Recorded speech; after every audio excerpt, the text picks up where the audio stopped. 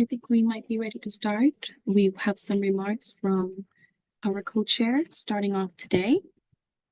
On behalf of Asian Pacific Malaria Elimination Network, malaria elimination supported by AI technologies, and this is very important. All the country in the Asian Pacific region, we are moving from the control malaria to the elimination of malaria stage.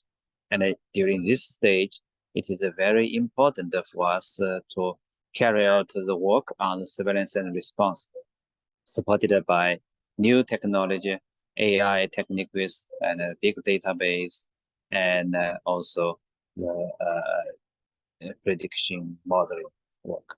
And we hope all those experts really can transfer their tools from their laboratory or universities into the control program at the National Office of the Control Program on Malaria Elimination. So this is really important for us. And thank you once again for your coming this very important event. And we need to work together and to do more cooperative work from different area and working on towards malaria elimination. Thank you once again. Thank you.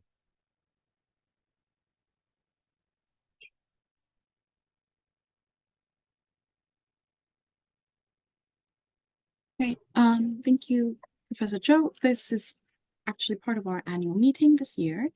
And we will have some recorded remarks from APMEN next. We'll have Phone. Dr. Phone, if you can share your screen from your end for that.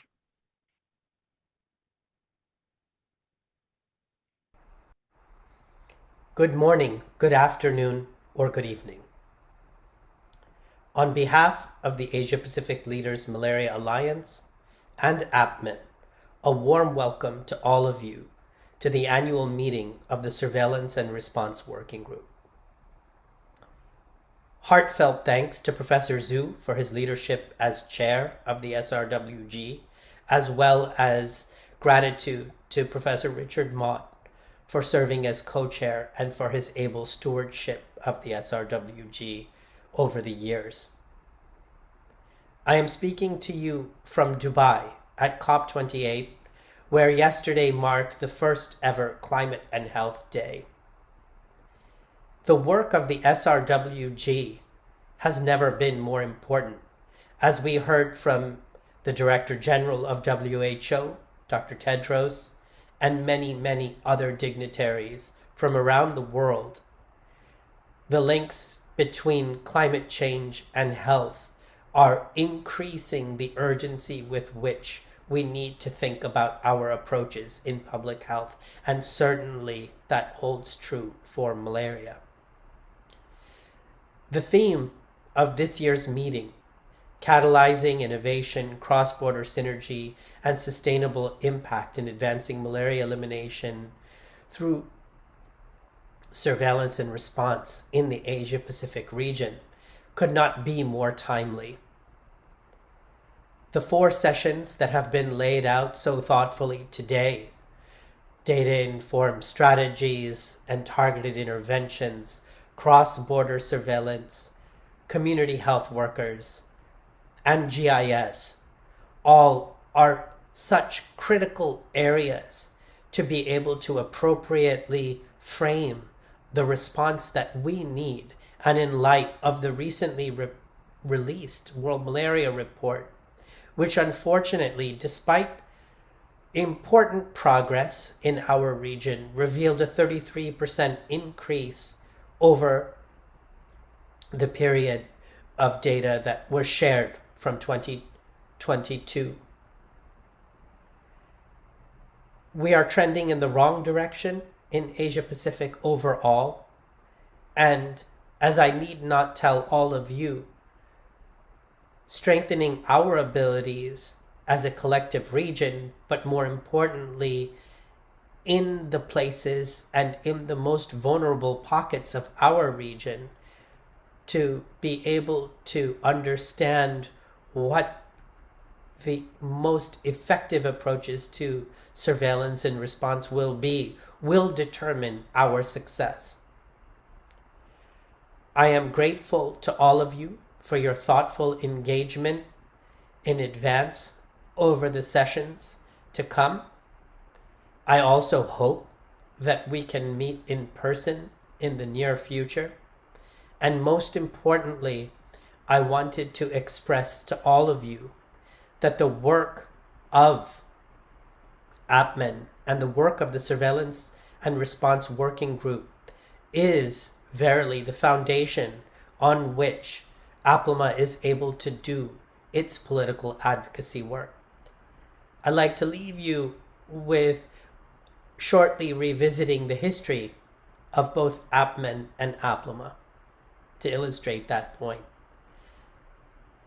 At the UN General Assembly in 2009, then Prime Minister Kevin Rudd launched APMEN, largely in the spirit of bringing together the best minds across Asia Pacific to combat the growing threat of drug resistance in the Greater Mekong subregion. That is the work of APMEN which continues to today, not just to address drug resistance, but a host of issues in vector control, VIVAX, and this working group. But a few years into that work, it became clear that to achieve the 2030 goal, political will was critical. Hence the formation of APLMA back in 2012-13 and the commitments of 18 heads of government in 2015 at the East Asia Summit towards the goal of a malaria-free Asia-Pacific by 2030. In that sense, APLMA is born out of APMEN.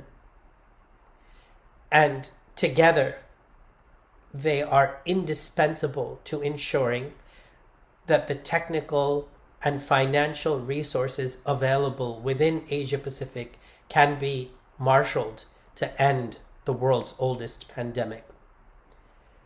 So, deep gratitude to all of you for so thoughtfully engaging in the work of APMEN and in service of those most vulnerable. Let us please work together to end this disease once and for all. I wish you a successful convening over the next 2 days and look forward to meeting you all in the very near future in person. Thank you.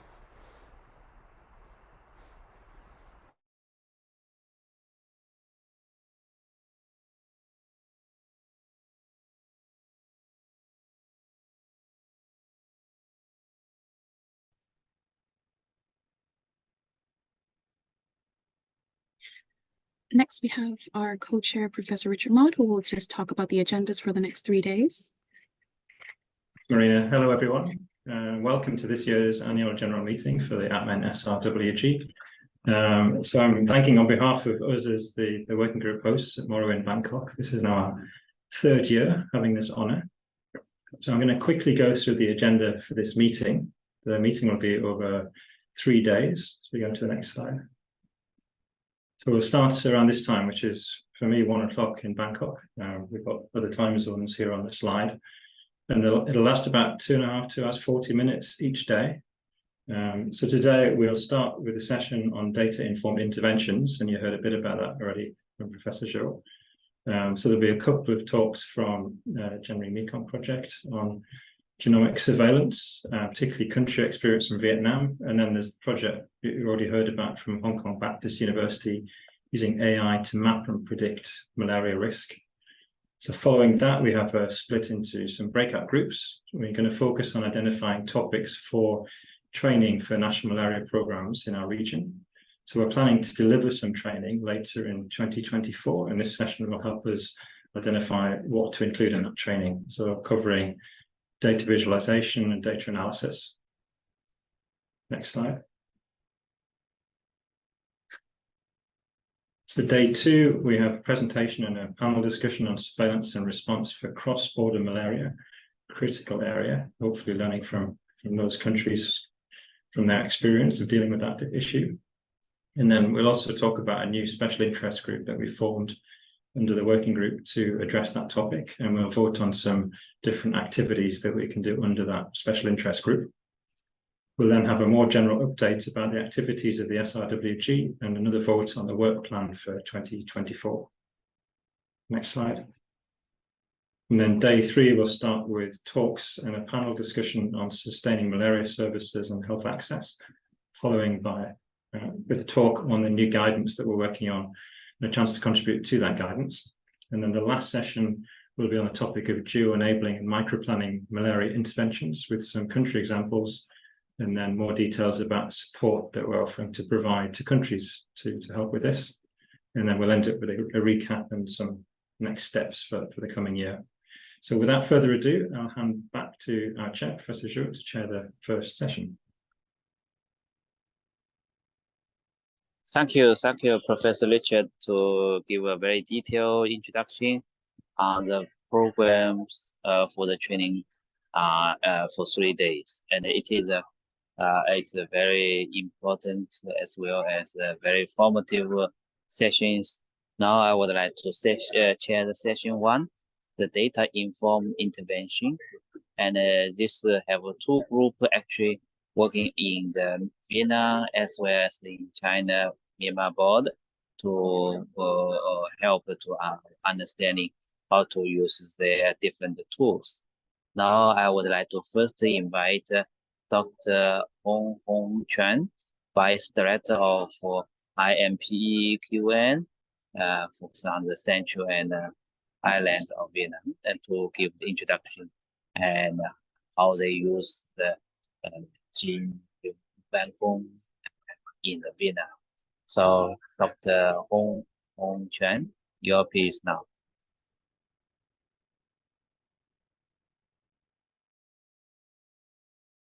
I will unshare my screen, or would you like me to share your presentation for you? What is your preference? Yes, may I share, and I control my ties? Yes, of course. Okay. I'll stop mine. Yes.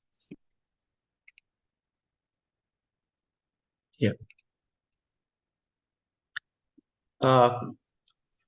Good afternoon, Chairman, Paul, and do you hear me? Yes, nice. Go ahead. Okay. Yes, I am very sorry because today I have a little sore throat and sometimes my voice is not good. But I hope that all of you can hear my voice clearly.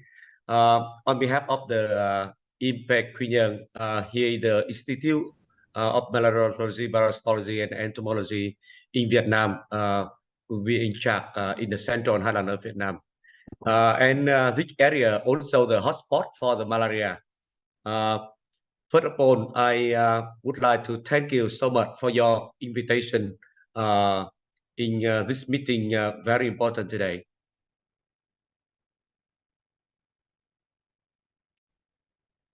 As you know already, molecular epidemiology using the genomic data can help identify relationship between the malaria parasite population structure and transmission intensity, and help generate actionable data to assess the effectiveness of the malaria control strategy. Side by side, on rule professional activity, knowledge on the parasite, especially the malaria parasite, diversity, its transmission dynamics, mechanism, and interventional pressure may support, refine, or develop new control and new elimination strategy in Vietnam. Together with the traditional tool, so far we do the many traditional tool and many pilot. Now genetic surveillance and molecular epidemiology contribute a significant result in current digital era in global. Some genetic marker from the Genji Mercom project, listed by the Professor Oliver Miotto, play a key role. Early warning sign for antimalarial drug resistance. On the other hand, they improve for the TES result in vitro and ex vivo data analysis and management. When we have enough the data, we can update national treatment guideline over time. Why genetic surveillance can be used to evaluate the effectiveness, disease control strategy, and assist the regional global malaria elimination campaign, not only in the stricter Mekong subregion, but also in the central highland of Vietnam. On the other hand, the Genji Mekong project from the Professor Oliver Mioto and from Dr. Nguyen from Okru help us training for the capacity building, occupational development for empowering Vietnamese researcher under professional Genji Mekong and Okru expert. So well, we are very grateful on that. I think that the overall genetic surveillance of malaria in Vietnam does enable for the National Malaria Control Program to implement large-scale surveillance in the near future.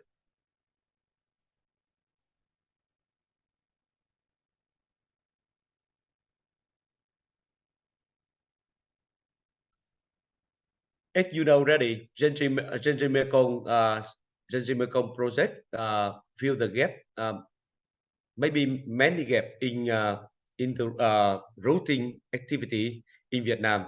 For example, as you know, here some result from the genetic surveillance improve for and updates for national rock policy, especially in the rock resistant. When we have enough the data from the TS therapeutic efficacy study, and we have a molecular evidence-based medicine, we will approve and update for the national guideline for treatment.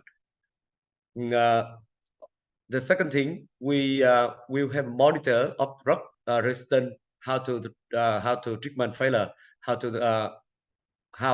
molecular marker, and monitor of the diagnostic resistant. For example, as you know, RDT have sometimes have a problem in some Greater Mekong subregion country, but in Vietnam until now it seems to be the very low PF HRB2 deletion gene.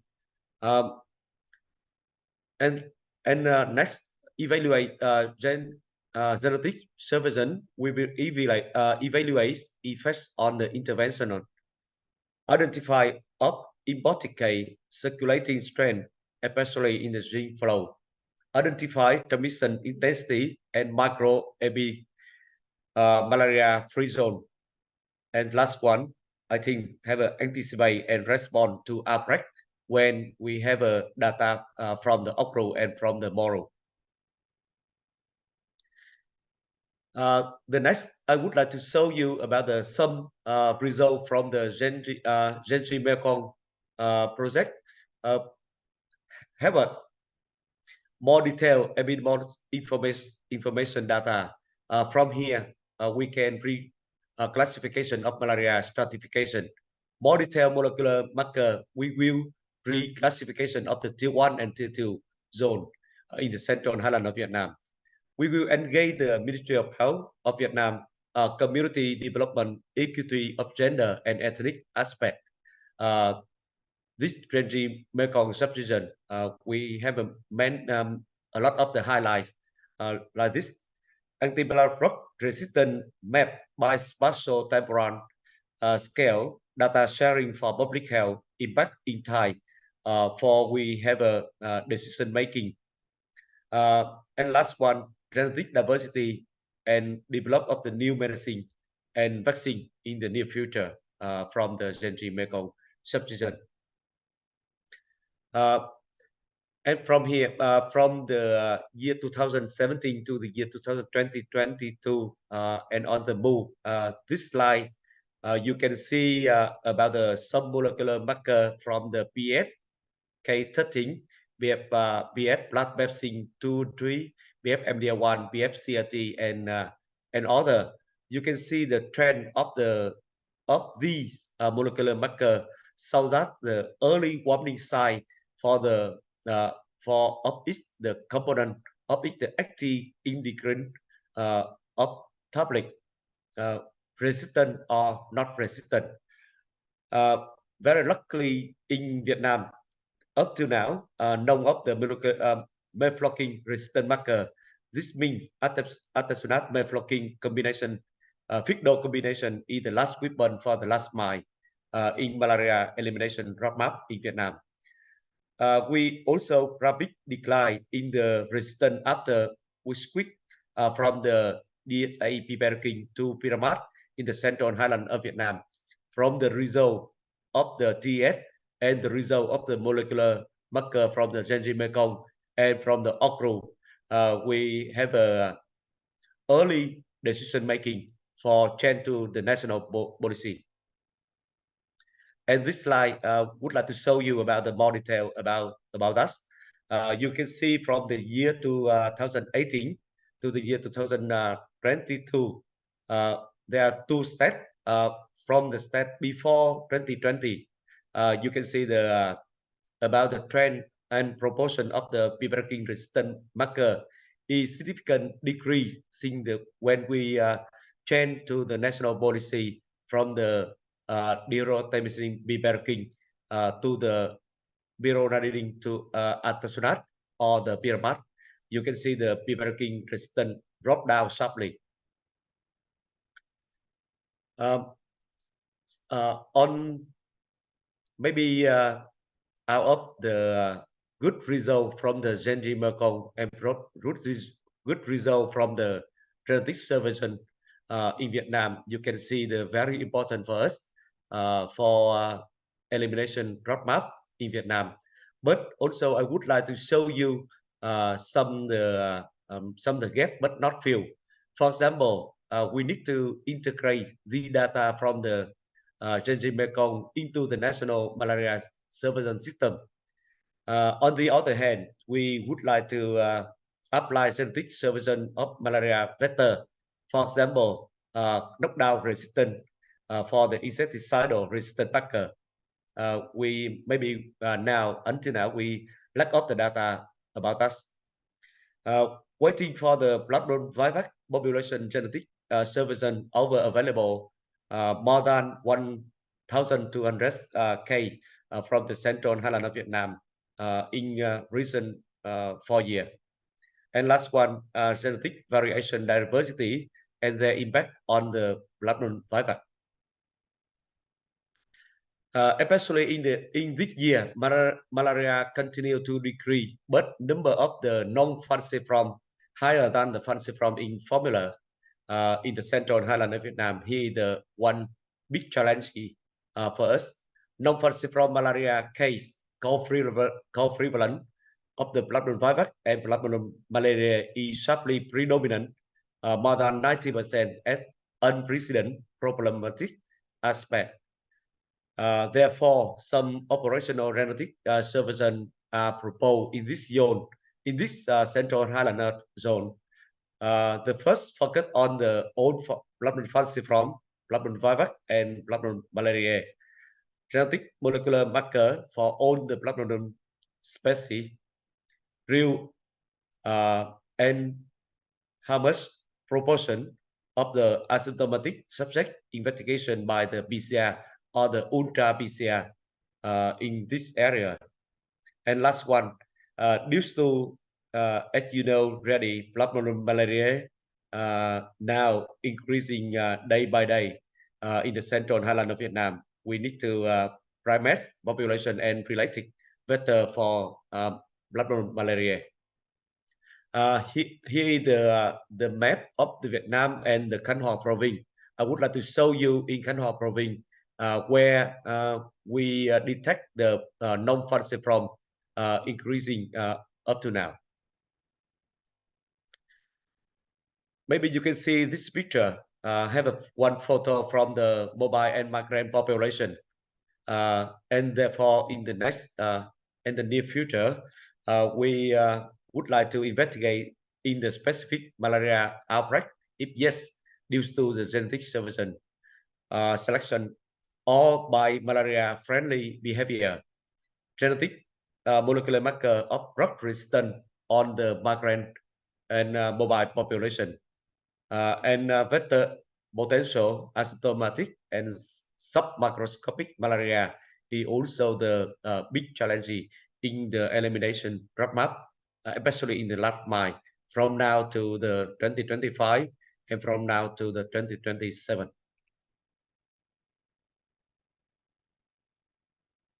In the near future, we need to integrate the data from Genji Mekong into the NMCP system in the next few years. As you know, malaria elimination, we need to have enough triple pilot. The first malaria epidemiology, we can say yes now. Early diagnosis and treatment under the antimalarial drug resistant. We also do up to now enough. But the vector control, until now we have only the conventional vector control. But about the genetic surveillance of the vector control, not yet, and have not enough for data for that. Hence, out of the genetic data of parasite on migrant population epidemiological modeling, we should focus on the vector genetic marker for sustainable Genji Mekong data using and updating training for the lab staff. Data scientific skill are needed. From the malaria genetic surveillance, looking forward to apply for other vector-borne disease, for example, dengue fever. Sampling for Genji at the routine malaria procedure nearby the RDT and DBS right plus spot. And last one, how to integrate use case app in the portable real-time smartphone for every medical staff and health staff, especially in the malariology, can use the data. Once again, thank you so much for chairman, and thank you so much for your kind attention. Yeah, thank you, Dr. Wang. You did a very good presentation and transfer the knowledge about how to use the gene Mekong into the local policymaker and help to improve your surveillance and innovation program. And since the time limited, so now I would like to invite Dr. Valeria Week, so from scientific coordinator of the gene bank. Please give your presentation as well, how to support the country application. And please take care of the time. Maybe you cannot over than 10 minutes. Thank you. Thank you. Can I share my screen, please? Thank you.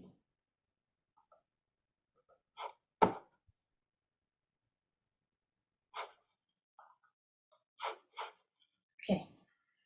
I hope you are able to see my screen and can hear me properly. So I want to say thank you so much to the organizers for the invitation for me to share with you the work of Genome Mekong project. And thank you to Dr. Guang, our precious partner from the IMPECUON, for the wonderful talk of the application of Genome Mekong project in Vietnam. But in this talk, I will focus on the operation side of the project and how we give support to our partners. The Genome Mekong project is a malaria genetic surveillance project operating in several countries in the greater Mekong subregion. We are a partnership project bringing together the scientific capability and partnering with the control programs in the region. The project is led by Professor Olivo Mioto, and we are based at the Mahidol Oxford Tropical Medicine Research Unit in Bangkok. And the objective of the project is to provide national malaria control programs with useful knowledge about the parasite genetic information to support their decision-making in the elimination efforts of malaria. So in order to provide a comprehensive information, we need to collect as many malaria dry blood spot samples as possible in the region. And the best way to do this is to partner with the control programs to operate at health facilities in the endemic regions. So the sampling sites are what are shown on the map, but this is an outdated map, but it gives an idea of coverage. In the earlier phase of the project, we have been working with the research projects, but as of 2017 onwards, we have been working with the national malaria control programs in order to cover regular surveillance of malaria in the endemic parts of the region. And currently, we work routinely with the control programs in Cambodia, Vietnam, Laos, and the Thailand project starting this year. And here's the model of how Genera Mekong operates. I will take you through the steps. So as I mentioned, we work routinely with the control programs, and these are our current partners. We operate at health facilities in endemic regions to collect dry blood spot samples from patients tested positive for malaria. On the left map is the number of surveyed districts in 3 countries. Some of the districts we may have more than one site. So we simplified the collection process to make the collection of samples very straightforward and very easy to integrate with the control programs. We provided all the materials that is required to collect the blood, and we don't require a lot of data. We just want to know where and when the sample was collected. We also provided the barcode in order to track the samples. And we try to support each country by providing not only the materials, but also the protocols. We submitted the ethical approvals. We provide support to the local coordinators that move the samples between sites and to the lab.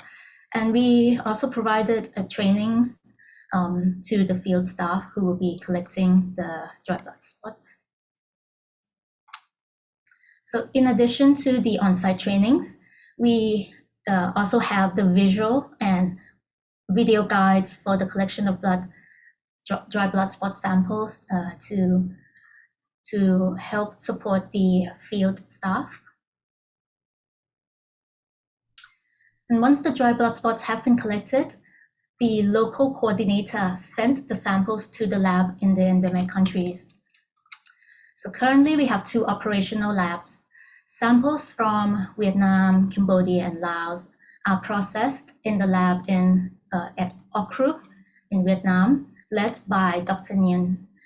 And samples from Thailand will be processed at Mahidol University in Thailand, in the lab led by Professor Malika.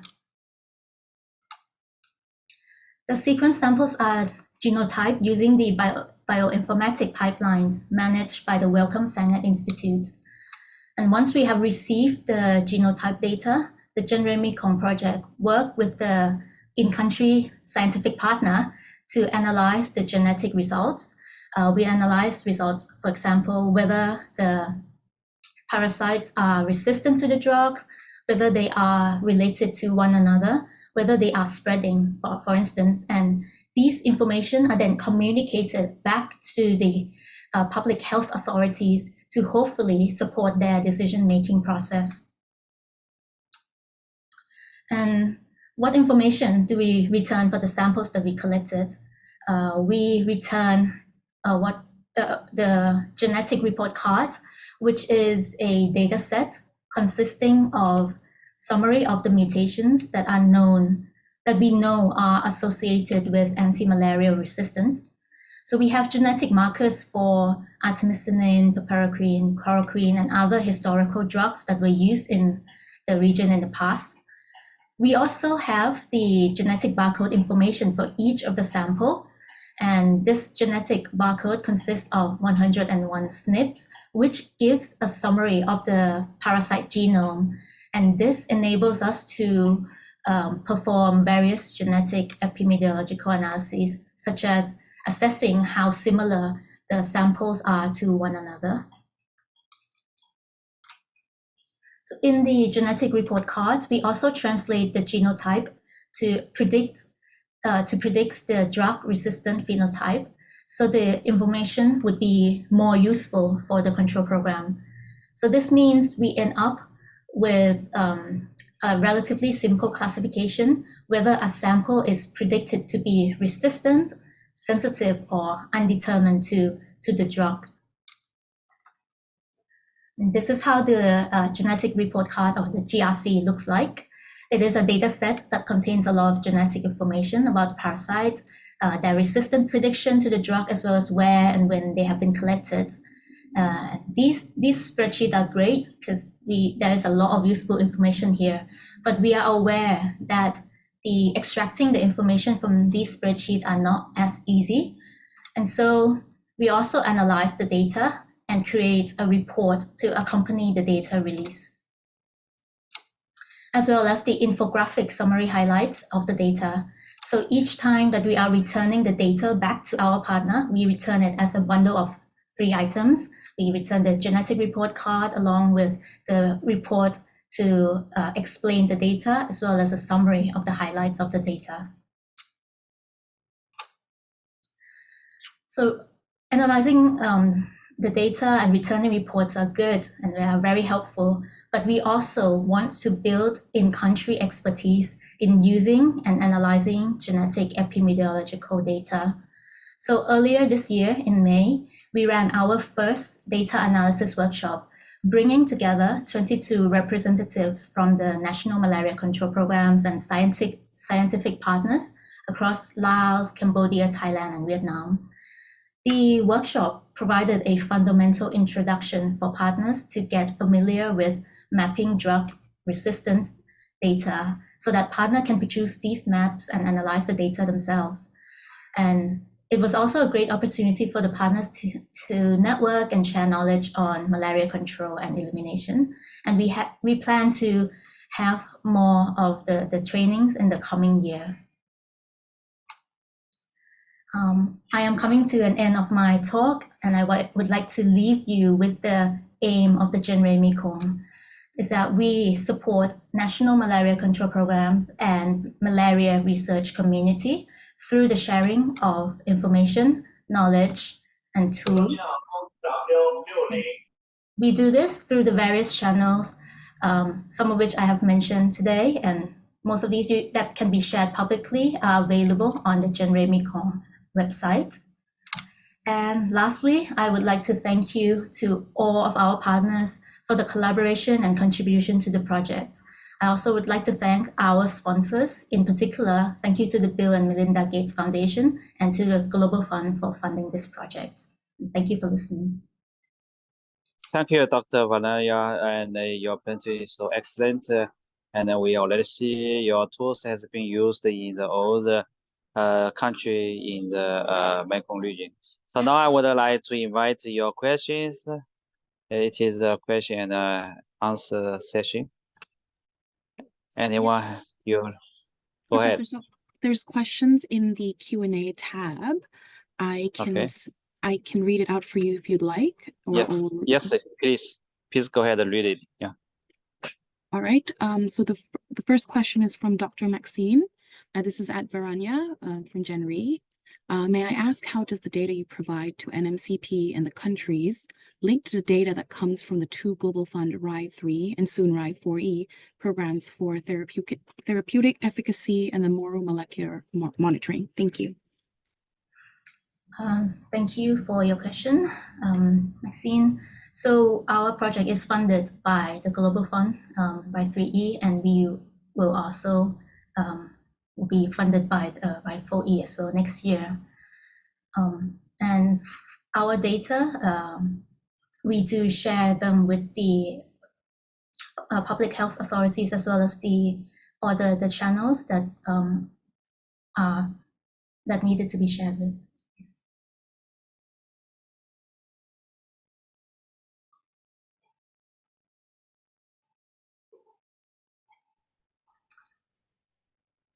Right, thank you, Varanya. Maybe, Professor, so we have one more question. Is it okay for us to add one more question? Yeah, sure. Yep, I think this is from Dr. Harsh, Rajvanshi in India. This is for you as well, Varanya. Thank you for sharing a very granular and informative presentation. There are two questions here. One, I would like to know what is the turnaround time for sharing genotyping and prediction data with the national malaria programs? And is this time acceptable by the NMPs? First question. I'll just do the second questions. I hope you see this in the Q&A panel. And two, do you accept additional requests for investigation by the NMPs, or is the scope of this project frozen? Okay, thank you for your question. So in the past few years, our turnaround time has been between 3 to 6 months when we share the data back to the national malaria control programs. And of course, as you may realize that the malaria cases in the Greater Mekong sub-region, particularly into the east side, are decreasing rapidly, and so we are getting less and less of falciparum cases. And in the current in this coming year, the turnaround time is around still 6 months time. And is this time acceptable by the NMCPs?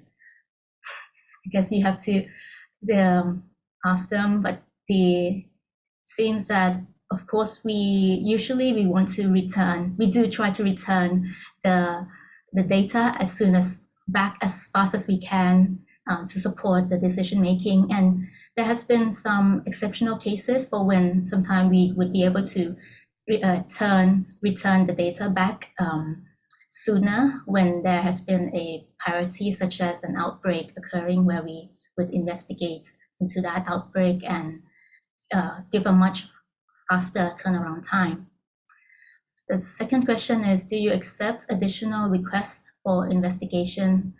I think we definitely can talk about that, and my PI is also in this meeting. I'm sure we are happy to discuss further on this.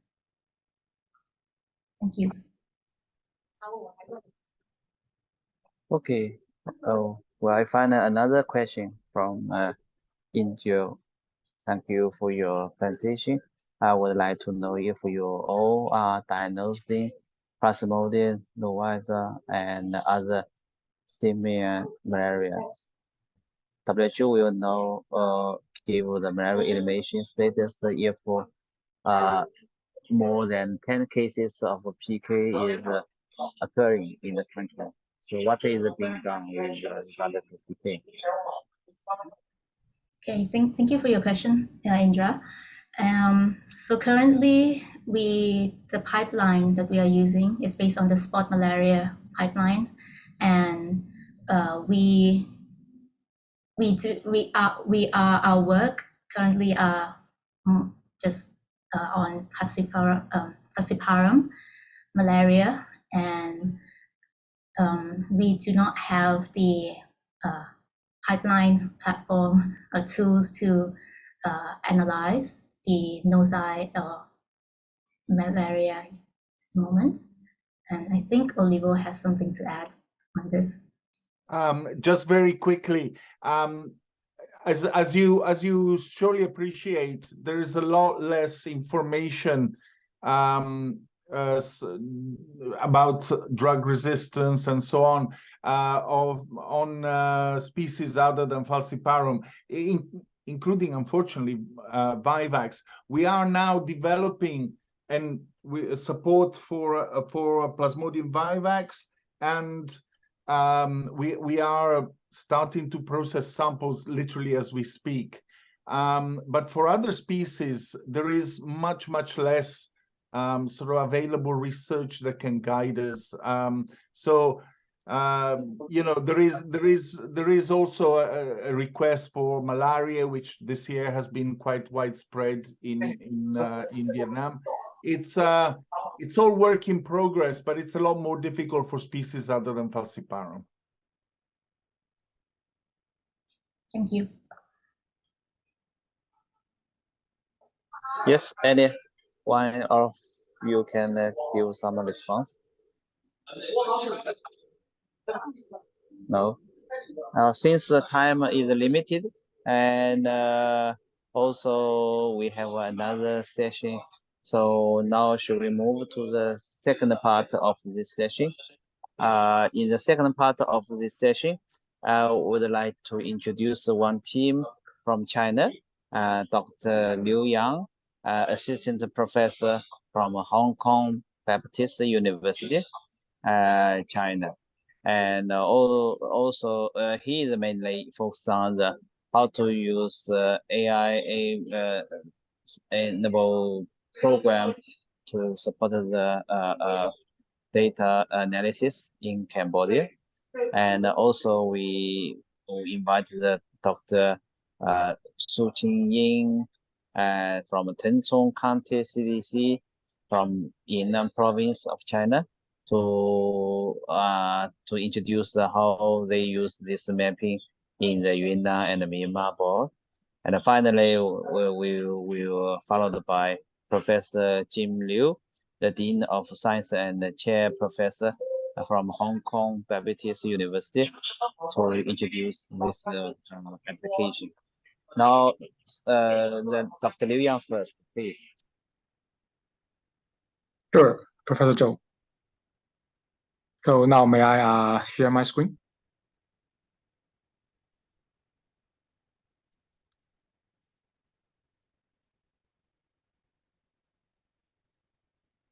So Professor Zhou, can you see my screen? Yes, Yes, we can. Yes, So yes. thank you. I'm going to start. So the title of my presentation today will be the AI-enabled malaria control and prevention, the potential applications in Cambodia. So first of all, before my talk, I would like to give my acknowledgement to Professor Zhou and also Professor Xia, who are the close collaborator and kind supporter for our research in the past 13 years. And moreover, I would like also to sincerely thank Dr. Rickon Hill and also Dr. Polly from the National Center for Parasitology, Entomology, and the Malaria Control from the Ministry of Health of Cambodia, because they are also our close collaborator in the recent several years to deliver this potential application in Cambodia. So first of all, our motivation why we conduct our research and also modeling work in the Greater Mekong sub-region or the Southeast Asian countries. The first reason is that, of course, the drug resistance issue. If we do not consider this seriously, that may reverse all the achievement that we have already made, and also may trigger the large-scale epidemics again. And moreover, this tropical and the subtropical regions are quite suitable for mosquito breeding. And also in this kind of hard to reach mountainous area, the mobility of such area is quite difficult to trace and to manage. The last but not least, in this area, our surveillance resources or medical resources are very limited. So that makes the comprehensive and timely detection and treatment of malaria cases quite difficult, quite challenging. So that's why we would like to focus on this area, try to see if our modeling work, our AI technologies can help at least a little bit for this early warning or the risk assessment. So we may know that for the malaria transmission, actually, there are a lot of risk-related factors, including but not limited to the host population, the population movement or population density, and also the vector distribution, and also the environmental factor, such as the rainfall, temperature, land cover, so on and so forth. So if we consider all of these factors take all of them into consideration, we might be able to figure out the transmission patterns. But the bad thing is that actually the transmission patterns, the diffusion networks, although they are there, but actually they are latent, they are hidden, they are unobservable. What we can do is to use the partial observations from the host population, from the vector, from the environmental factors to infer or to estimate such kind of transmission network, transmission patterns. So in order to achieve that, we have developed some AI tools based on some recent state-of-the-art machine learning technologies. Later on, I will introduce some basic ideas and the framework. So we use some AI technologies to make the prediction.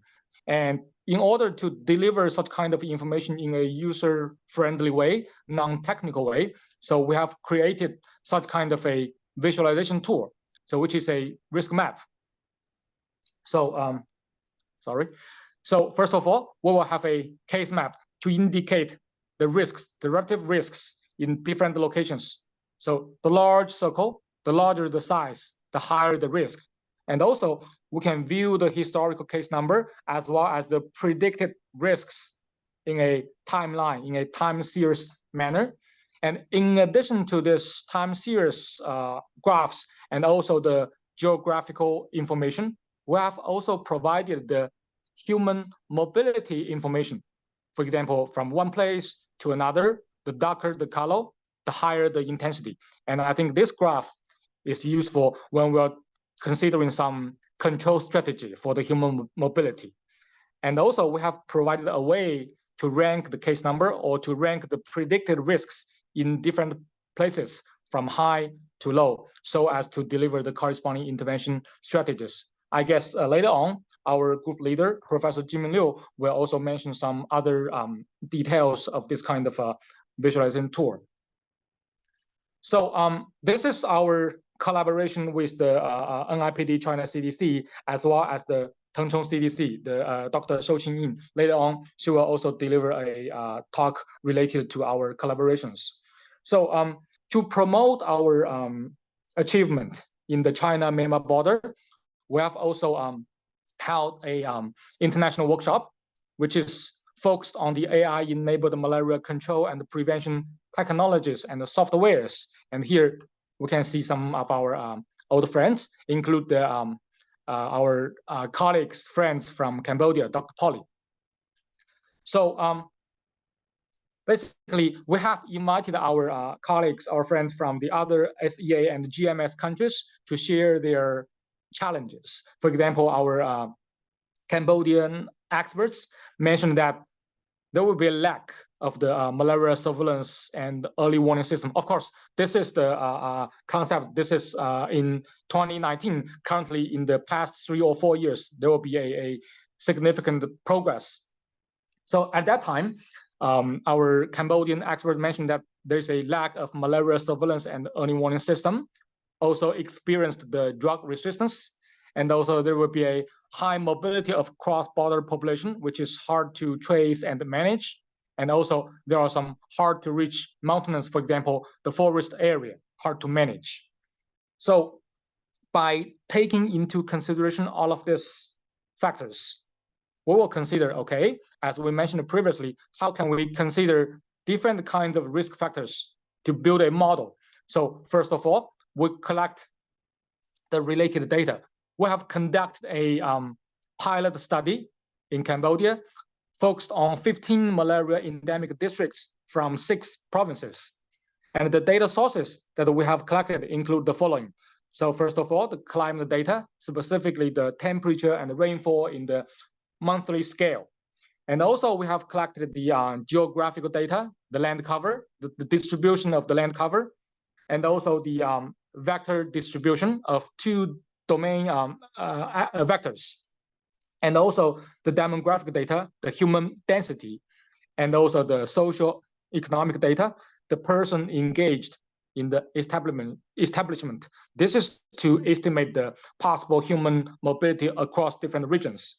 And most importantly, our Cambodian colleagues have provided the epidemiological data, the case number, the monthly case number from 2018 to 2021 from the community. That means this data is collected by the village malaria workers. So here, thanks again for the Dr. Ricken Hu and Dr. Polly for their kind sharing and the support to make this collaboration happen. So the key question, again, from the research perspective, the key question that we are going to address is that how can we accurately assess the spatial temporally varying malaria transmission intensity or risk by comprehensively considering different kinds of risk-related factors. So here, our solution is to construct a spatial temporal network. So here, for the network, the edge of the network will be used to describe the cross-region human mobility patterns. And at the same time, the network nodes will be used to characterize the local transmission intensity. And the intensity is resulting from the dominant vector species, the human population density, and also the distribution of the land cover. So here we have a very general description of the framework. First of all, in the top layer, you can see that we have used different kinds of data source, include the land cover, vector distribution, demographic data, environmental data, the historical case number, and the social economic factor. So for different kinds of data, they have different kinds of roles in this modeling. For example, the land cover, vector distribution, and human mobility, the human population are used to describe the vector distribution, human distribution, so as together with the historical case number, as well as the climate data, they together describe the local transmission patterns. And here, the social economic status will be used to describe the human population movement, so as to describe the cross-region mobility patterns. So for the first part, we will use the differential equation to describe the temporal dynamics of the disease. And for the second part, they are used to model the spatial patterns of this kind of transmission across different regions or locations. And by integrating them together, we use a data fitting least square model to minimize the prediction error so as to generate the accurate prediction of the future risks of different places at different time slots. So here are some.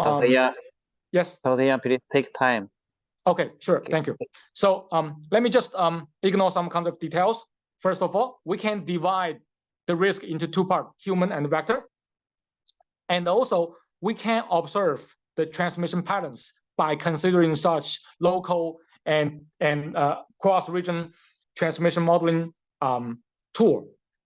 And by having this kind of modeling, we actually can have some observations.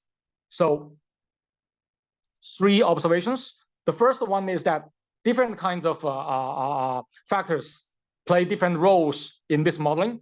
And the second is that such kind of comprehensive assessment will enable us to plan the custom design intervention strategies. For example, the ITN or the IRS for F vector, or the mobility control for the F human.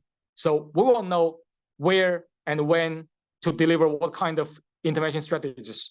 And last but not least, because this is a general framework, so it will be able to offer the practical tools to not only the Cambodia, but also the other countries and regions for the specific intervention planning and operation responses. So, okay, I think this will be the end of my presentation. Thank you very much. Thank you, Professor Yang. And now I would like to invite Dr. Ying from Tenzhong CDC. Xiaosang, your presentation now. Yes, Professor Zhou, sorry. I think Mr. Shou Qingying has a technical problem to log in the Zoom software. So she has just sent her PPT slides to me. So I will introduce her PPTs very quickly. Okay, I will share my screen. Okay.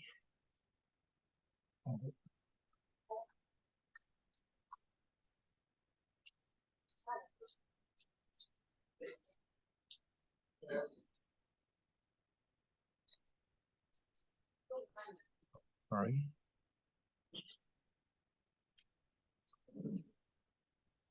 Okay, so you can see my slides? Yeah. Yes, go ahead. Okay. Okay, the speaker's name is Miss Yin Shouqing. She is working in the Tengchong City Center Disease for Disease Control and Prevention in Yunnan Province. The talk of today will be introduced into 4 parts. The first one is about a brief introduction about the Tengchong City. Tengchong City is, let me see. Tengchong City is located in the southwest part of China, which has consisted of 19 townships, and 3 of these townships are neighboring with the Myanmar side, especially the Cochin First Special Administration in Myanmar. It also has a national commercial port with 16 driving through access routes with the Myanmar. So Tengchong has a very close economic and social relationships with the Myanmar side. So the average number of customers clearance visited from 2016 to 2016 was 1 million yuan. Second, for the natural environment of Tengchong, Tengchong has a suitable ecological environment for the vector species, where you can see it's a mountain area with an annual average rainfall for 1,500 millicenters, and average temperature is for the 15 degrees. The minimum temperature in winter is no less than 0, which is very suitable for the mosquitoes breeding. And Tengchong is very rich for the forest resources, and the forest coverage rate is as high as 73.9%.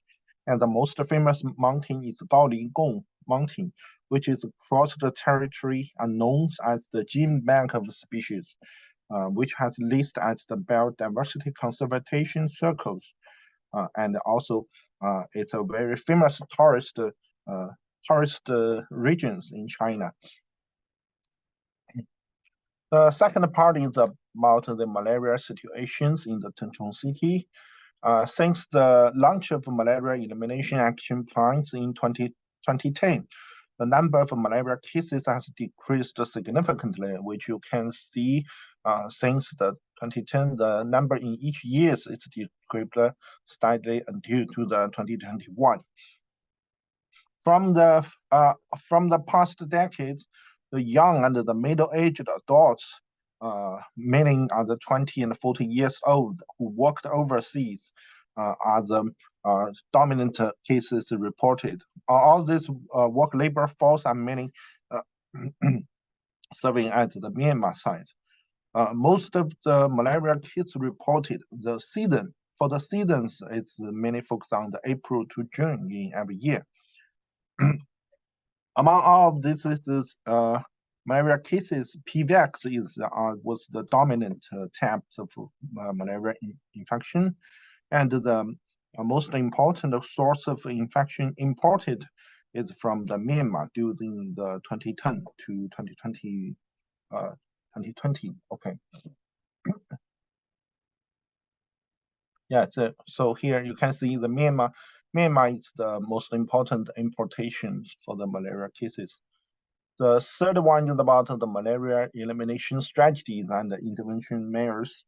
In order to control and prevent malaria, the local government has established the sensitive surveillance system. For example, they call the 3-level medical public health prevention and control networks, which has been built in the county level, township and village network, and also the 137 strategies in malaria eliminations has conducted very well. In the 2020, a total of 23 health institutions in the city has worked together to carry out the microscopy test, which is such a capacity that covers all the towns. Okay, let me keep going on. The fourth part is work achievement. Tengchong CDC has cooperated with the Hong Kong Baptist University teams since more than 10 years ago. which is the last battlefield against malaria in China too. So during the past 10 years, these teams have worked together to adopt a lot of computational methods, such as the malaria modeling, proactive surveillance methods, and also we have adopted some information-based methods to collect the real-world data. And you can see all of these figures we have collected several years ago. You can see this is Dr. Dr. Liu Yang. He had just given us a report. This is Mr. Yin Shouqing. They work together to visit the villagers who have usually working in in the Myanmar side. And we also work together to training the local health workers, try to help them to build up the capacities for risk assessment. And this is the training course photos here. All of these works walks through all the 10 years until the malaria is eliminated in China. And our works in the Tengchong cities has achieved a lot of award. For example, this is the Malaria Elimination Project win the third Yunnan Science and Technology Progress Award in the 2021. So our work is more than 10 years cooperation, and we have tried to adopt the computational intelligence with our local malaria control workers, so which has make us very capacities for the malaria controls. So thank you. The presentation is here. It's a very brief introduction. Thank you, Dr. Xia. Now I would like to invite Professor Liu to give the third presentation.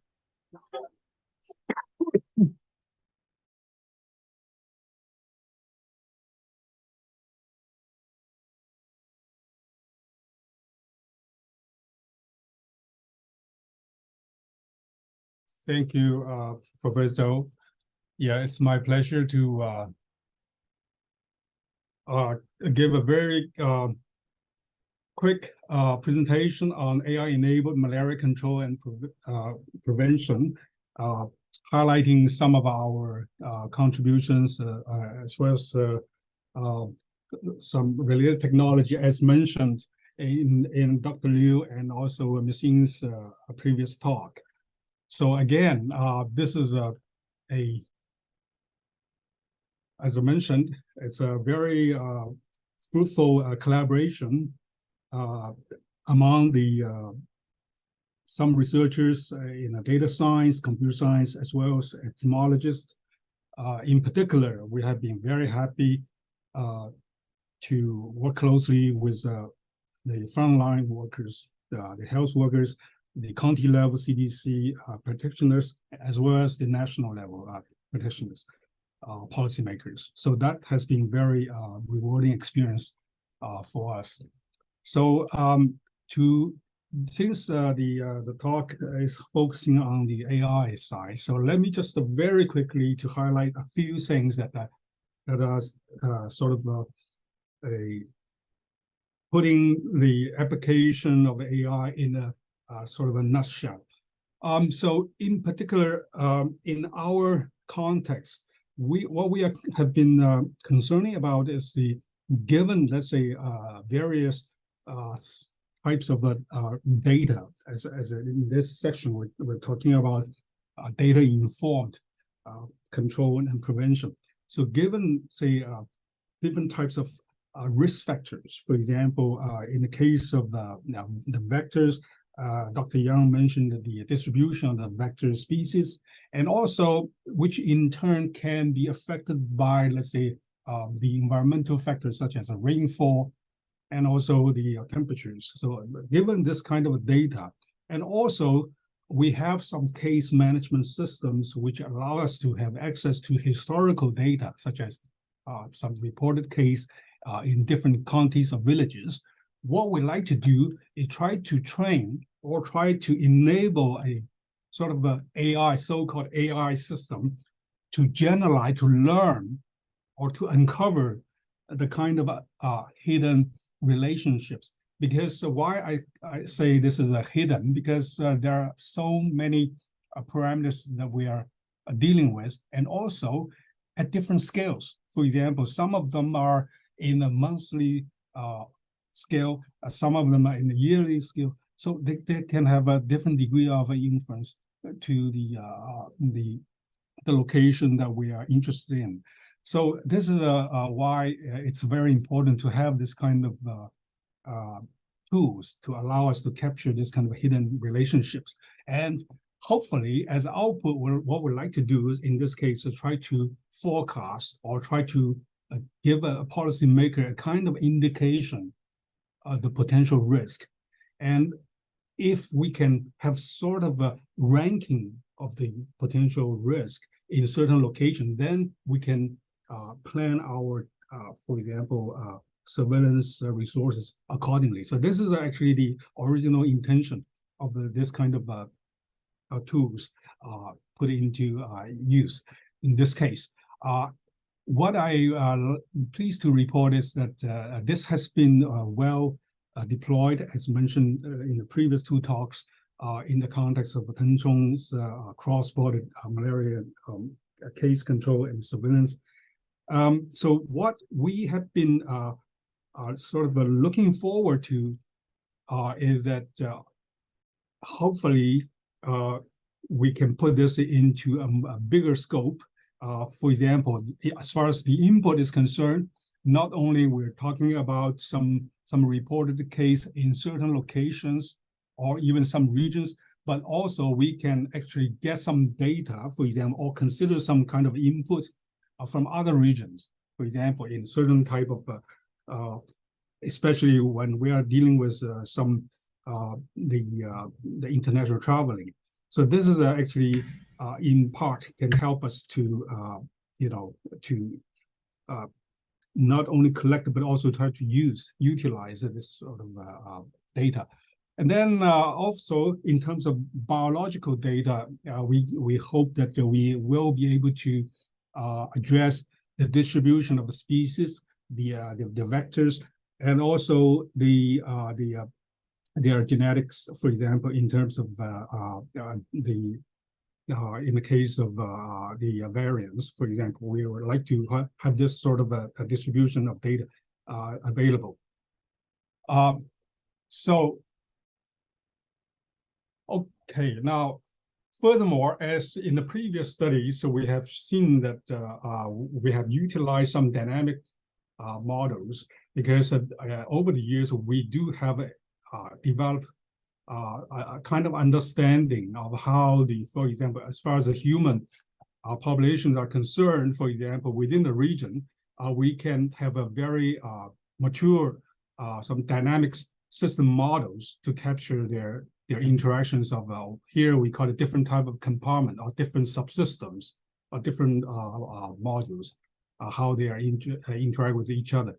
And also, in terms of vector populations, similarly can be done as we can actually model the vector population as well.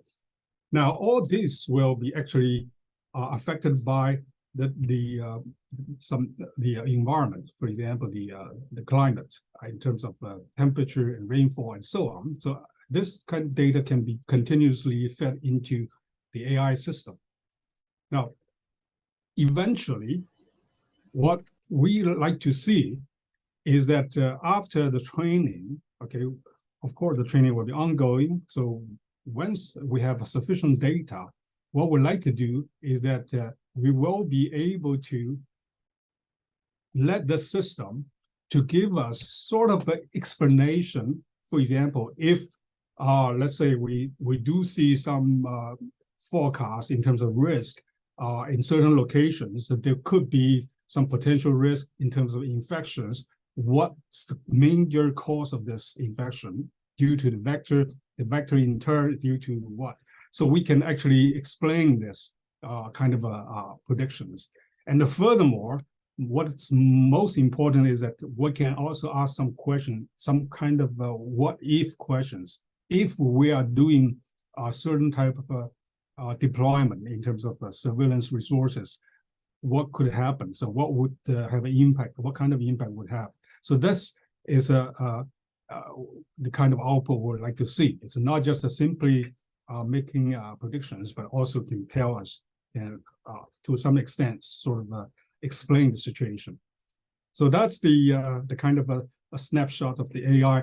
Here, I'd like to give you a very quick example in terms of just based on the surveillance data, how we can make sure that we can capture some kind of generalized relationships, as I said, somewhat hidden relationships.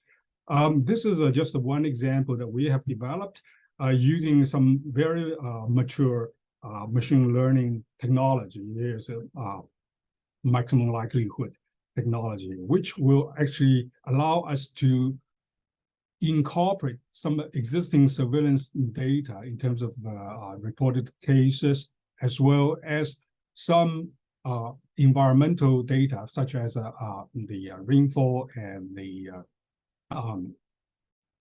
temperature and so on, to give us a kind of indication of the underlying risk in the form of this kind of a network structure. Now, I will say a few words about what's the meaning of this kind of network. Basically, each node, it can representing the location of interest. It could be a village, or it could be a township. It depends on to the policymaker what will be the most interesting granularity that we are talking about. So this is but then what's the link between them? The link actually is it's not just a causal. It's not try to tell you this one node will have a transmission to another one. No, it just tell you in terms of a temporal kind of a correlation, which actually indicating that if we have seen some cases in one node, what kind of potential risk can we tell about the adjacent locations or adjacent nodes? So this is actually can be very useful, that it give us basically kind of a prediction. If we can see something at this moment at those locations, what kind of a story we can tell about the other nodes that in the next time step. So this is just one example. Okay, so as mentioned in Dr. Liu's previous talk, this is a Tengchong, right? This is a Tengchong that we are talking about, that they have a different townships. The Tengchong city actually is over, it's in the mountainous area, so it's very difficult to reach from one village to another. So what could be very useful to the local disease workers, actually, a control work is try to identify which location could have a potential higher risk in the next, say, months or next week. So basically, then they can accordingly deploy their surveillance resources. So in this case, what we like to see is that, again, based on the historical data we have observed, now how we can tell the next time step of what's potential risk in different locations. So here, what we're interested in is not only the temporal, but also spatial, so in both dimensions. So here actually just highlights, for example, at a certain period, so what will be accordingly, which township will have higher risk in terms of their relationship with other locations in the next time step. So this is this will enable us to rank, for example, if we would like to deploy some CDC staff to, let's say, top 3 villages. So which are 3 we should pay attention to. So this is actually the kind of use in this particular planning stage that we can actually consider the output. Okay, so in a sense that what we are seeing here is try to identify where and when, among which group of people, or in what locations that can, which may have a potential high risk, and therefore accordingly we can send some people there. So what we use is we use this historical case data and some biological data, ecological, and also some behavioral data, for example, human mobility data. And then what we're trying to use this tool to do is try to infer a spatial temporal risk map. In this case, the map has been represented. It's not just in a traditional way, but in a sort of a network kind of representation, which allow us to tell from the observation from few nodes and what will happen in other nodes. Therefore, we can optimally deploy some resources. This has been shown before. Then hopefully, what we can further tell is that what this implications could be. For example, if we have observed some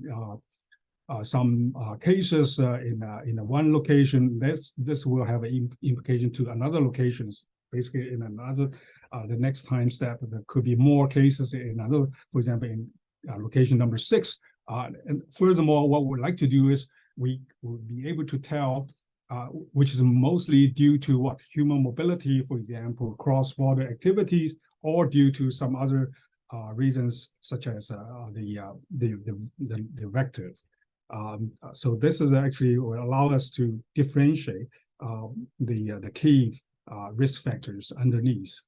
And furthermore, what are the interactions between these two factors? It could be due to human mobility or the vector dynamics. So what are their interactions underneath within a certain location? So what we would like to capture is that not only the kind of a risk map, but also to tell what's underneath what's happening. So as you can sense that as we are building this kind of a network, each node apparently will be affected by different set of risk factors to a different degrees. So in a way that we are capturing some sort of a heterogeneity here. It's not uniformly, all the risk factors will apply homogeneously to all the locations, but in the different ways. So this can potentially give a policymaker a hint how we can evaluate and also further plan our future intervention strategies accordingly, for example, with respect to different locations at different time steps. So this is a kind of a potential application.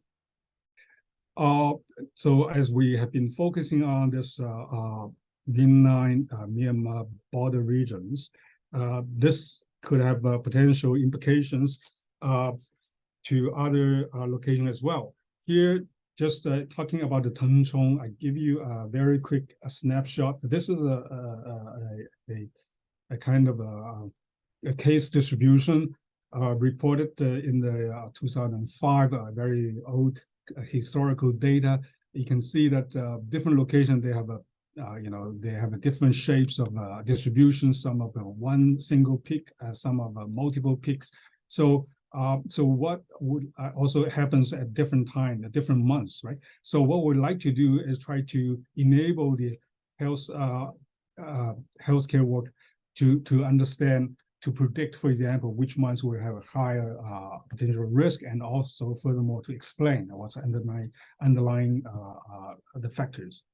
So we have collected the data through the surveillance network, and this is the kind of networks we inferred, and this is again, as I said, we used for the has been used for the policymakers. So now this actually turns to the next question. Now, if we have observed some cases in different locations at this time, current time steps, so we then can say what would happen. We can, to a certain extent, what kind of potential risk.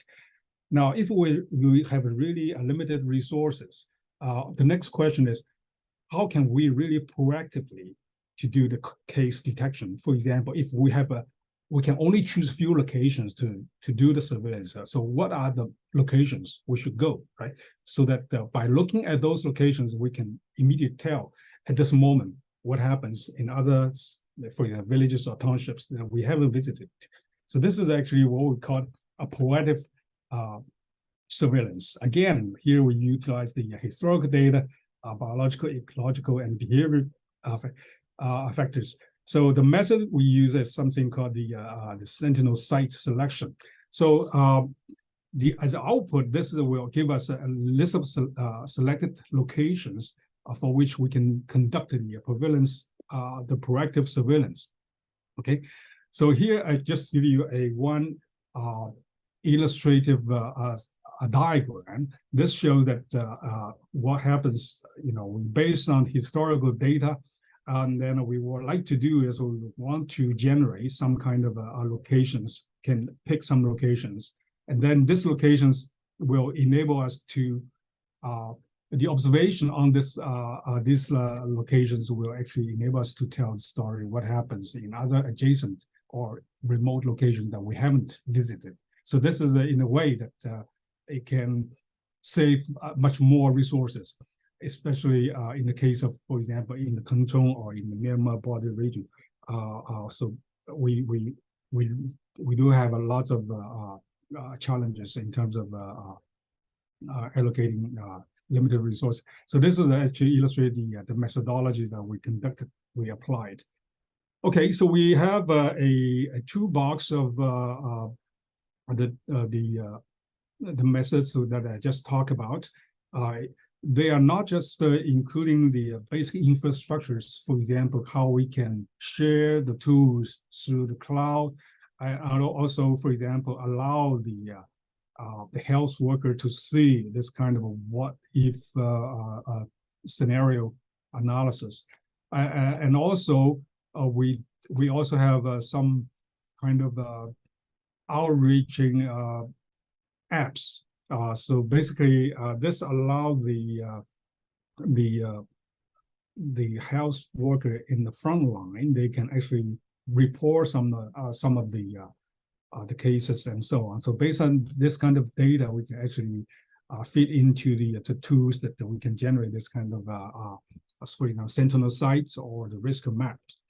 Okay, so with that, I will stop here. Thank you very much for your attention. Okay, so back to you.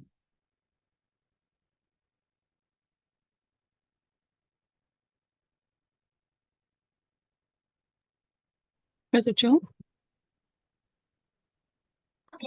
Yes, thank you so much. And we already have several questions from audience, and two actually already asked in the QA box. So please go to read the box. I don't take more time.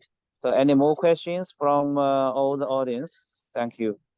Please asking question now.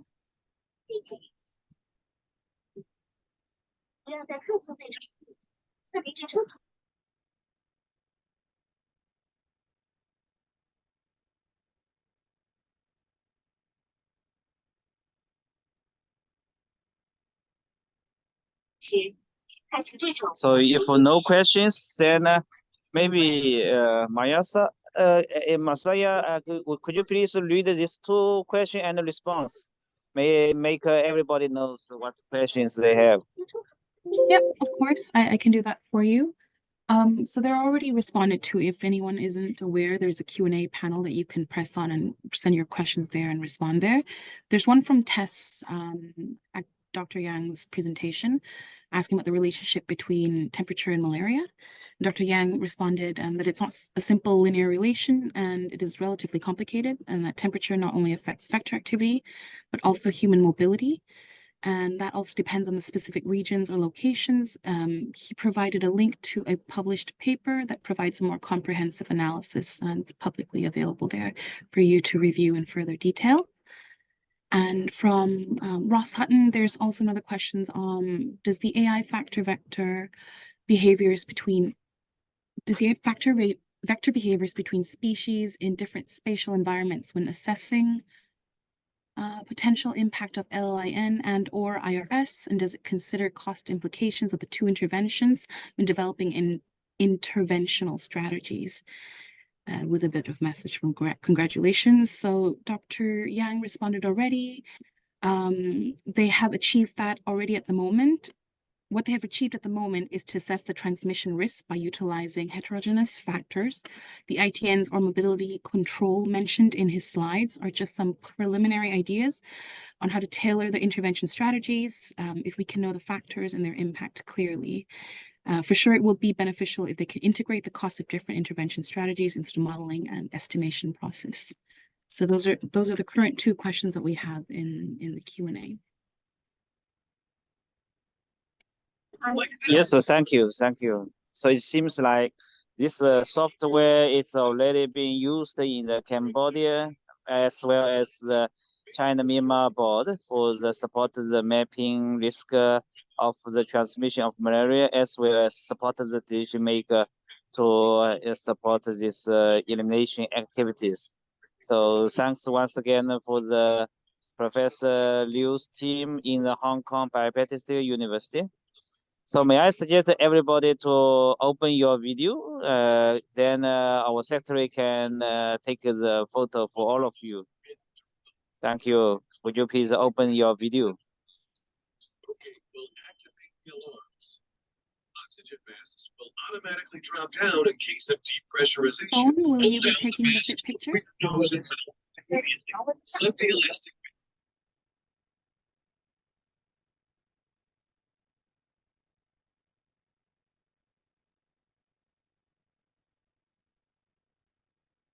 Phone, could you let us know when you're counting down for the pictures, maybe?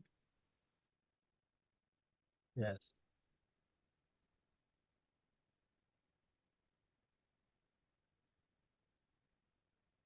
Okay, so I will take a picture. Yes, 3, 2, 1. So Masaya, is that all right now? So should we take a break? Then Masaya, would you please help for the grouping discussion for the next session? Thank you. Yes, thank you. Have a safe flight. So Professor Richard will just introduce the session a little bit. I hope we caught all the pictures. Phone, there's multiple pages. Let me know if we haven't. We can do a quick request for our participants to return on. Professor Zhou is just he's about to enter flight. We must apologize that his urgency and having to leave the session a little bit earlier today, but he will be with us tomorrow. So Phone, let me know if that is okay from your side for the pictures. Yes. Yeah, okay, perfect. Then just give me 1 second to reshare my screen, and Professor Richard will just give us a brief description of what we're doing next, and we will break out into the groups for further discussion.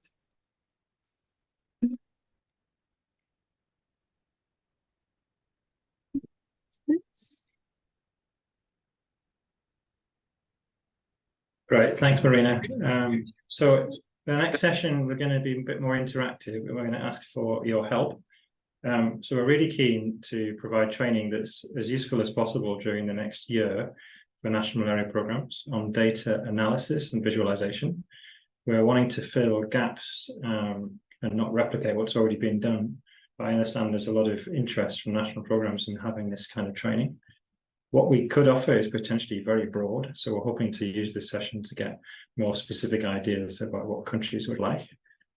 So we're going to break into 3 groups based on transmission intensity, and then for national programs, and then for partners who are not national program staff, you'll be able to join the groups based on your experience or expertise for particular countries.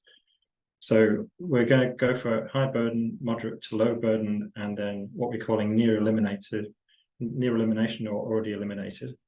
So I think Phone, you've already made some of those groups at least, so that'll be automatic.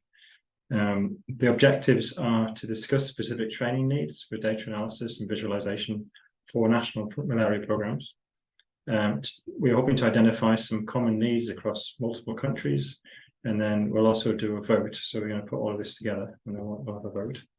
We have about 45 minutes to go through what we've prepared, a set of questions to try and direct the discussion a bit in the 3 groups. So we've got 8 questions and 14 sub-questions, that's 14 in total. The next slide, please. And And then we're going to go through the results from each group today. We'll integrate them after the end of the meeting today, and we'll then go back later on tomorrow when we can then vote on what we think is most important and most useful. So to join the session, we'll be using Slido. Hi everyone. We finished more quickly than we thought, which is great. So we'll just go quickly through the results, and we'll be collating from the 3 groups and then sending out by email so you can then vote on your preferences. So the vote will be up until tomorrow, but you'll get an email later on today.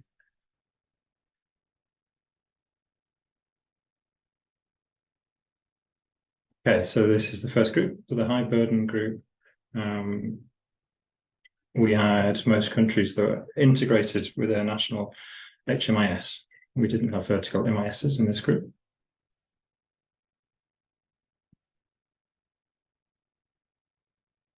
There's a lot of DHS2 use and then some locally developed software.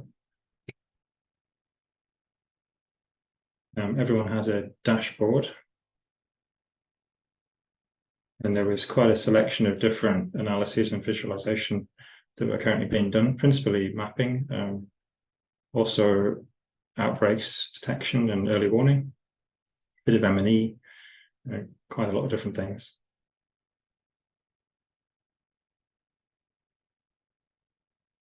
So countries wanted to add the ability to do more mapping, particularly of interventions, mapping cases and looking at long-term trends, as well as more work on outbreaks and monitoring and evaluation. And it was felt that they needed, in particular, some new software and tools. There was some interest in AI-based tools as well, and then a couple of votes for real-time case reporting. Regarding training, mapping particularly came up, but also outbreak detection, early warning, and long-term trends. For training using external tools and software, AI-based analysis was also chosen, as well as more people choosing mapping. So we're going to talk a bit more about GIS tomorrow and some opportunities that are available to countries through APMEN. Yeah, Richard, I think there was a bit of problem with integrating the results from one of the groups. Yeah. I'm not sure if it's 2 groups using the same poll or not. I'll have to investigate after the meeting, but I only have results for breakout group 3 from the elimination. There's 19 votes. I'm not sure if the groups can... This is the eliminating or already eliminated. Yeah, I think it might be Probably combined includes with... some medium burden as well. Yes. Yeah. Okay, so we've got a split here between the vertical MIS and integrated with a national system. And then for technology solutions, most are locally developed and a smaller number are using DHS2. So most, again, have got dashboards currently for key indicators and trends. It's being conducted currently. So top of the list here is mapping cases. We've got stratification, M&E, logistics and supplies. Okay, so again, a big range. And then I think there was some, no, so there's no suggestions, but other things. What would countries like to be able to do with data? So stratification is top here. M&E, outbreaks again. Okay, so good spread. What's needed? So here we've got, again, AI-based tools and software, and interestingly, expanding the capabilities of the current system, and then also additional software tools.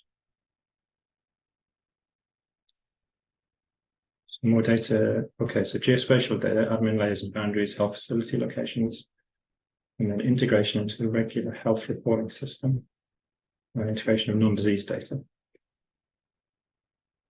For training using the current MIS, so mapping is top here, AI-based analysis, and then again, long-term trends.